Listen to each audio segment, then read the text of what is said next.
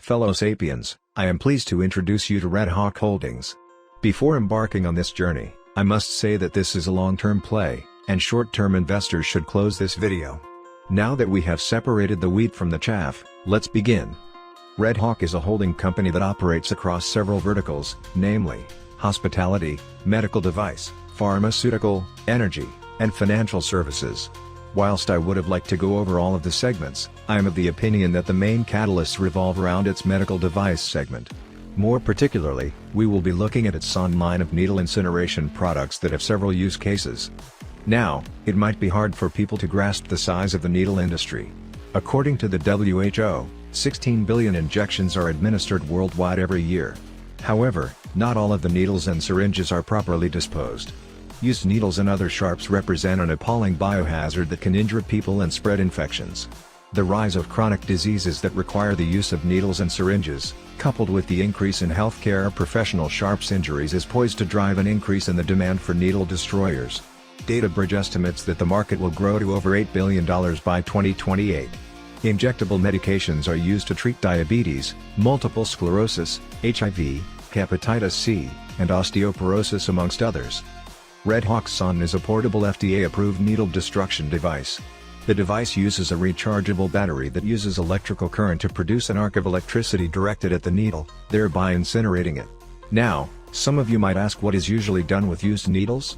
Well, they are simply put in sharps containers for later disposal. What the SON provides is effectively a faster, safer, and environmentally friendly way of disposing used needles. The use cases extend from hospitals, nursing homes, first responders, and private homes.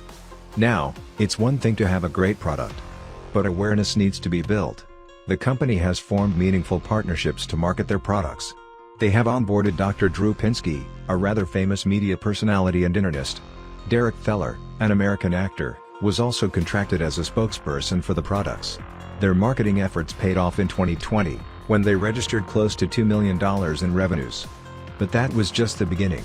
The company has registered orders totaling $12 million already. RedHawk had shifted their business focus to ride the COVID-19 wave of demand for PPE. However, they are now dedicating their time and resources on the SON. Now, needle destroyers are not new. I found, on the FDA website, an application dating back to 1998. I have also found some firms in China and India that produce low-cost needle destroyers. Whilst the SON does prove to be appealing, there is still a lot of due diligence to be conducted on this space. For example, what's the percentage of hospitals that use the destroyers? If penetration of the devices is still low, why is that? What is SON's competitive advantage? I have built a simple discounted cash flow model with my own assumptions. The end result yields an upside of around 260%, assuming a WACC of 15%. I have to warn you that the model is WACC sensitive, and using a DCF model might not be the appropriate way to value the company at this stage. However, I have also provided a sensitivity analysis based on the WACC and revenue growth target. If the WACC is 17.5% and the company achieves 70% of my revenue growth assumptions, a downside of around 55% is possible.